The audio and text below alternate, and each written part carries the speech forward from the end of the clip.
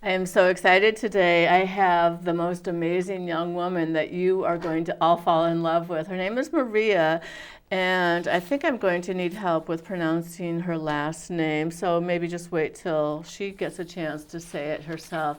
Anyway, Maria just came to us in August, so she's only been here as an exchange student going to school in Griswold and has been here since August, like I said, from Spain, and previously lived in France, or is it the other way around?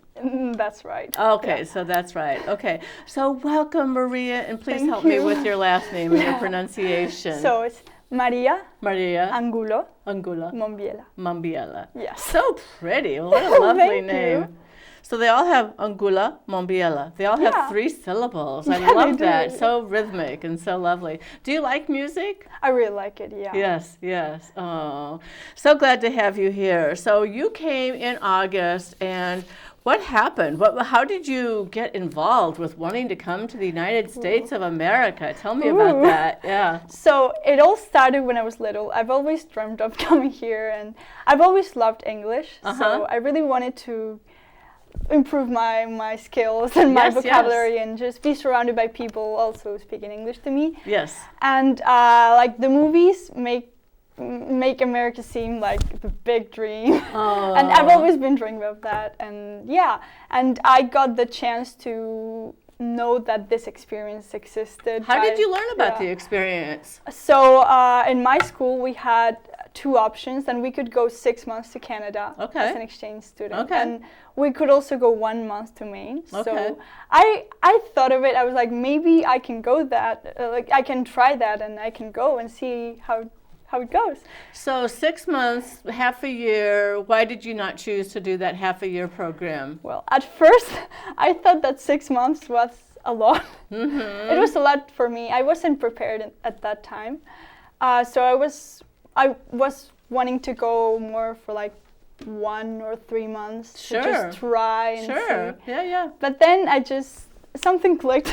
And you decided. And I decided to go for the full year. I'm gonna have the full experience. Nice. Because it's gonna be hard to leave everything, like all of the people and family. Well, it's hard to leave your home, and it's hard to leave after you get settled into your new home. It's going to be hard to leave all of this environment too. But my feeling is that I bet you're going to make long, life-lasting friendships and relationships. Yes. So how is the culture shock? Have you had culture shock?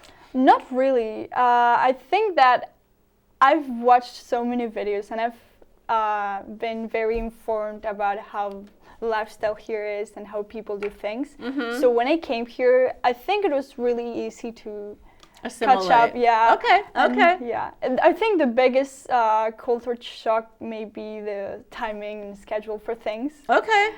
Yeah. So let's talk about the timing and the schedule, because when we were chatting earlier, you said dinner back in France and Spain is probably like at 9 o'clock at night. And we're kind of getting ready. We might have a cup of tea or a snack, a cookie or something at that time of night. But what is it like for you? So I'm used to eating very late, kind of late, So when I came here, eating at 5 or 6 was really a big change for me. But now I'm used to it, so it's good. But at first, I wasn't hungry. It was a new thing, but you just get used to it. It's just an adjustment, exactly. And what about getting up in the morning? Did you get up as early as you get up now? No. I used to start school around 8 or 9. Okay. So I used to wake up just 1 hour before going to school, so around 8, 7.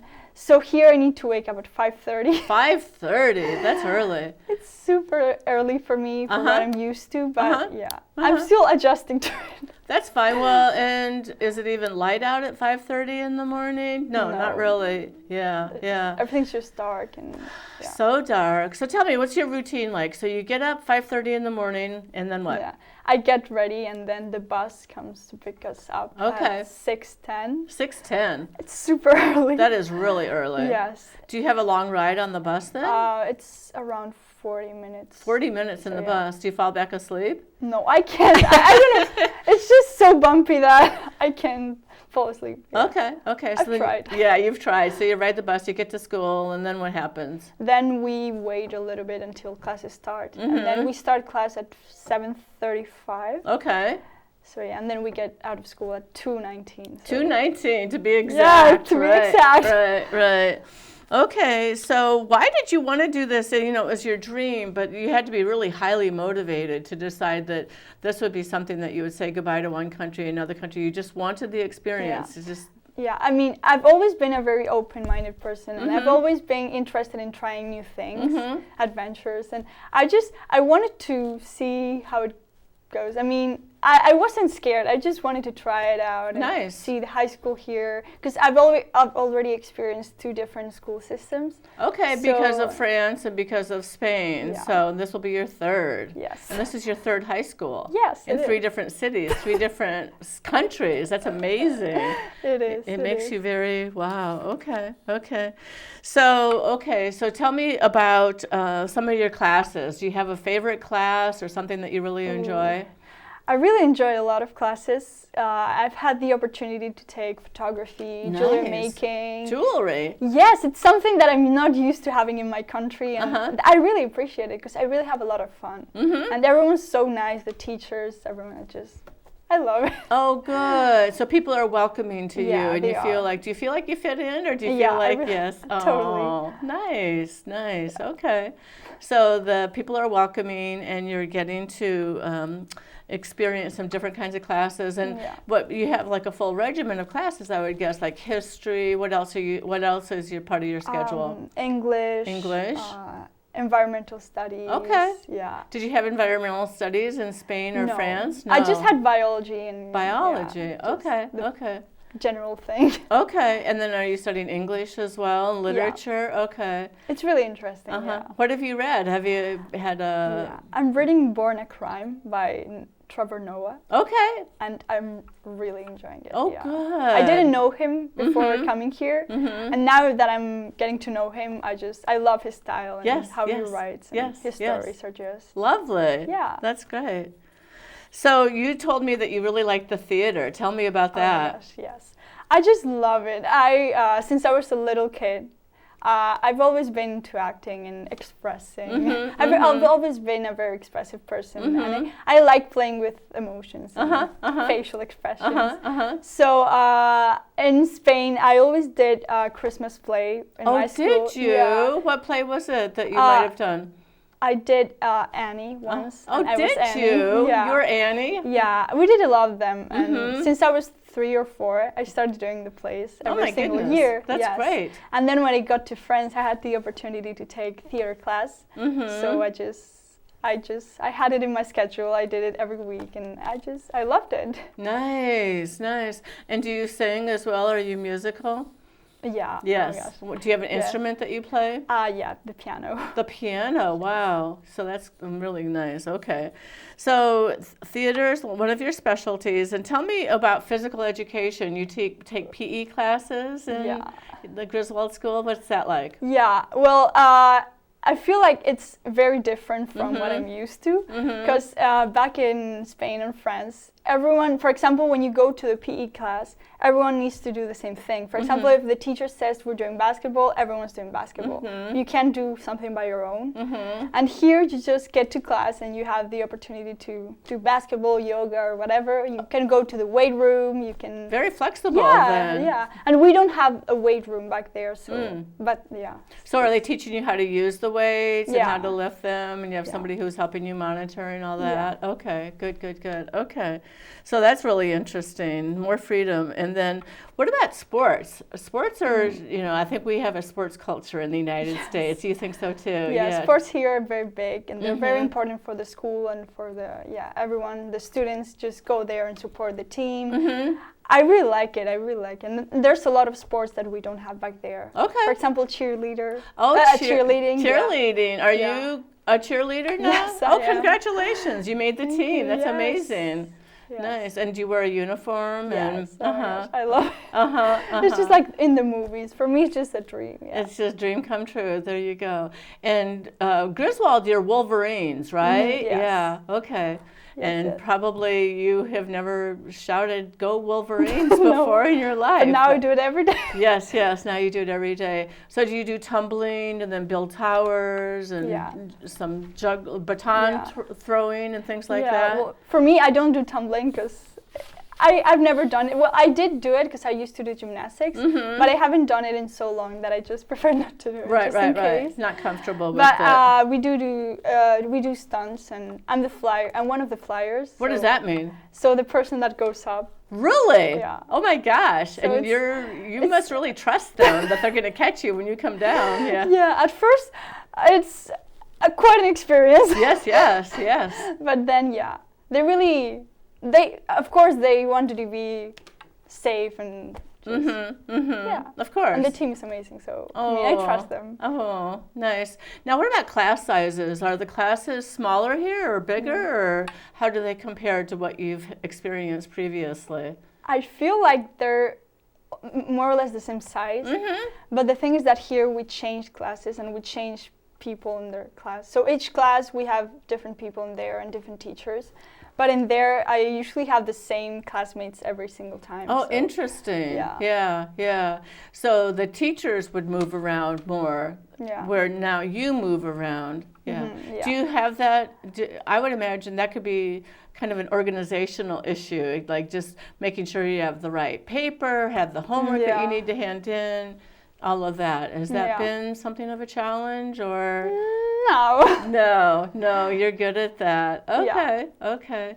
And what about the lockers? I always thought the lockers for first year, whatever, using the locker. I used to spend a lot of time teaching kids first to the right, then to the left, then to the right, right? It took me a while. Yes. So I'm not used to having lockers at school, so it's been something new for me. And I was really excited for it because in the movies you always see people going to the lockers and leaving everything. So at first, the first few times, I really got it. I think I was happy. Beginner's luck. Yeah. I don't know how I did it, but it was quite simple. But now it sometimes takes a lot of time. Like you need to do it a few times to clear it. You have to go to the right to clear it. You need to put in this exact position. You can't be sloppy at all. It's just like jewelry making. You have to have it exactly right. Exactly. Did you decorate your locker? No, I didn't get the chance to do it yet, but I really want to. I want to put photos of things that I've been doing here or friends back home. Back home. I bet your friends and your family really miss you, huh? Yeah, they do. I really miss them too. I'm sure you do. So we talked about the schedule being different. What about just food in general? Have you tasted anything that's new or different from what you've eaten previously? Yeah. So I'm very lucky because my host mom really loves cooking. Yes. And her dishes are amazing. Yes. And she prepares different cuisine dish every night. Yeah. Wow. And I've tried Chinese food, Japanese food, Korean, Indian. I had the opportunity to try different things that I wasn't used to, and really good. So in France and Spain, because I've been to both of those countries, but in France maybe more meats and the cheeses are really good, and Spain I'm thinking maybe even more fish kind of thing. No, not necessarily. Yeah. It depends upon where in the country you live, kind of thing. Yeah.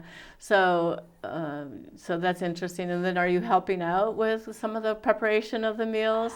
I'd love to, but for now, I haven't had the opportunity to help a lot. But I really wanna get to learn and learn how to prepare them myself, and and also teach my host family how to prepare some Spanish dishes. Nice. Or dishes I really like. What's your favorite Spanish dish? That's difficult. People always think of paella, right? I have a favorite dish that's called tortilla de patata. It's potato omelet. Oh, nice. Yeah, it's very Spanish, very, very good. Yeah.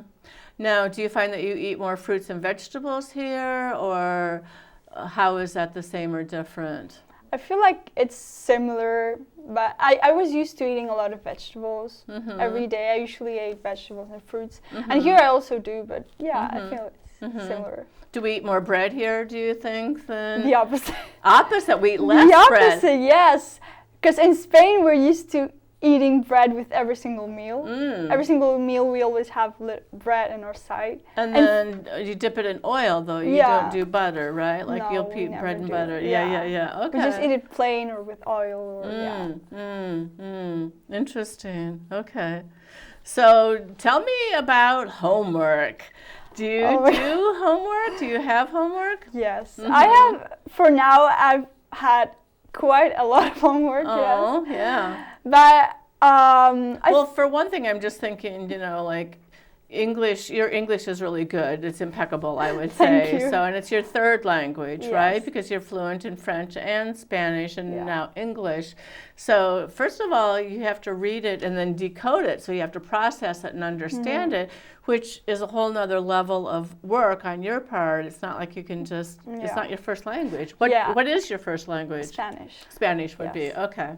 Yeah, but I feel like I learned English when I was little. I started when I was 3. Okay. So I just have, I don't really translate what I read. I just understand it in that language. Of course, there's vocabulary that I don't understand, so I have to look for it or think more deeply. But it doesn't take as much time. So homework takes a while, and you're not used to having so much homework. You didn't have homework? Yeah, I did. I did have a lot. In Spain, we had a lot of homework. A lot of homework. So you had more homework there than what? Oh, seriously? Yeah, I did. We need to up our game then, huh? Especially in quarantine, during quarantine. Oh, sure. We had a lot of homework. How was the pandemic for you? Ooh, it was. I did a lot of hours of school because we had meetings and we had Zoom calls every single day. In every class we had projects and homework and tests. We continued like the regular school schedule. And then in France, I wasn't used to having as much homework as I did in Spain. But I feel it was lighter and it really helped me. Nice. After having so much things in so little time. Okay. And you said that, so you're not as much homework, you have more time, and you're able to just kind of process things at a deeper level if you have less going on, is that right? Or how do you have time to do all the things that you like to do? Because you like to play the piano, you like to do cheerleading, you have homework to do, you want to help in the kitchen and learn how to cook. What other things are part of your daily schedule? I don't really have much time to do other things. I just try to organize, and sometimes it's a bit challenging to find time to do everything I want to do. Sure. But I mean, if you really use every single moment you have, and you have to be focused and you have to be committed to doing what you want to do. Yeah. I mean, if you really want to do something, you're gonna find a moment to do that. That's right. That's right. That's right. Well, good answer. So, in the where you were living previously, I know where you're living now is kind of down a road, and it's kind of at a cul-de-sac, which is like a dead end kind of thing, and there's not a lot of traffic. How does that compare to what you knew previously? Were you able to jump on a bus or ride a bike or walk to where you wanted to go? How was that before? So in Spain, I lived in a capital city, so it was a big city, and I lived kind of in the middle of the city. So I could walk to every place, and I was used to hearing a lot of cars, and I was just in the urban noises. Yeah. When we first moved to Connecticut, we lived in Nebraska previously, which is in the middle part of the country. We lived off of a main street there, and we used to hear fire trucks go by and sirens and all kinds of things. We got here and all we heard were crickets. So, big change. I understand that. Yes, and then in France, I also lived in the city center, but it was a smaller village, so we didn't have as much noise, and it was really calm. And that's similar to where I'm living right now. But if you wanted to walk to the bakery or someplace like that, you could do that previously, but now I used to walk to every place and just hang out with friends. You just meet at what place and go to school and walk. So when do you get to hang out with your friends? Do you have that as an opportunity here?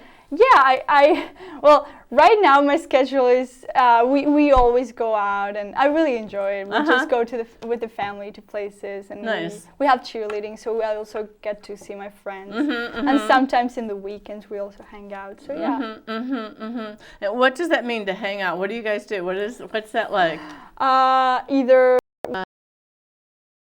What advice would you give to somebody, like if somebody was thinking about an exchange program and they were like, oh, I don't know if I could do it. What would you say to them? I'd just say go for it. Really? Don't be scared of it. It's gonna be all right. Because people can be scared because they don't know anyone there. They don't know the family. They don't know the people. They're scared of not making friends or not fitting in. Everything's gonna be all right. Just if you don't try it and if you don't go for it, you're never gonna see if it's right for you or not. Yes. I mean, just go for it. Go for it. Well, that's really good advice. And you're just so open-minded and willing to have this experience. Yeah. And I think it's been really helpful, though, because you've been able to experience this with another exchange student. Yes. And so it's almost like the two of you are sisters. And I know that your host mom has been so gracious and helpful in trying to make sure that you're well acclimated. And what about the, the kids at school? Are they, how are they accepting you? Is it... Yeah, they're all very, very nice. They're all trying to help me all the time and take me to places and just, they're up to everything. They just, they're really welcoming and very polite and very friendly, Okay. Oh, do you think some of them are going to come and visit you? I really hope so. Yes. I really hope so. Yes. Well, it's nice to be the guest, but it's also nice to be the host, I think, in those situations. So take them back with you and help them to see what your country is like. Do they ask you? Are they curious? They ask me a lot of questions about my country, and I really like that because I get to teach them things that they don't know. Sure. My culture, my country, Well, you make it normal, you make it so that it's just like, this is, it's a global world. Yeah. We are one planet, and we're more alike than we are different. So just understanding that is really huge. Yeah. Well, I'm so happy for you to be so brave and to have had this opportunity. Is there anything else that you want to share? Because I kind of feel like we went through our questions and we're in a good spot. So I think, I really enjoyed doing this. I've really enjoyed talking to you and getting to tell everyone my story, my experience, and maybe encourage someone to do it. Absolutely. So, absolutely. I don't know if I told you this or not, but my son went to Lyon. He spent his senior year in college. He went to the University of Georgia and spent his senior year in Lyon, where I know you're familiar with.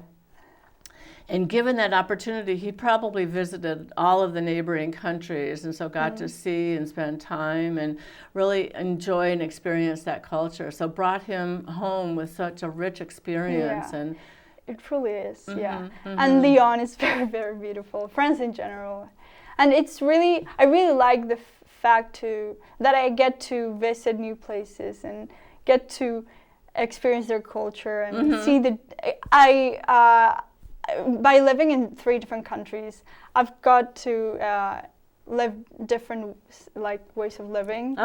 So I really enjoy that. I mean, there's different ways of seeing things and doing things. So absolutely. I mean, if you go to somebody's house, they might eat dinner in front of the television set. You go to somebody else's house, they set the table and they have a lace tablecloth on it and they light candles and so you can really pick and choose how you want your life to be based on your previous experiences.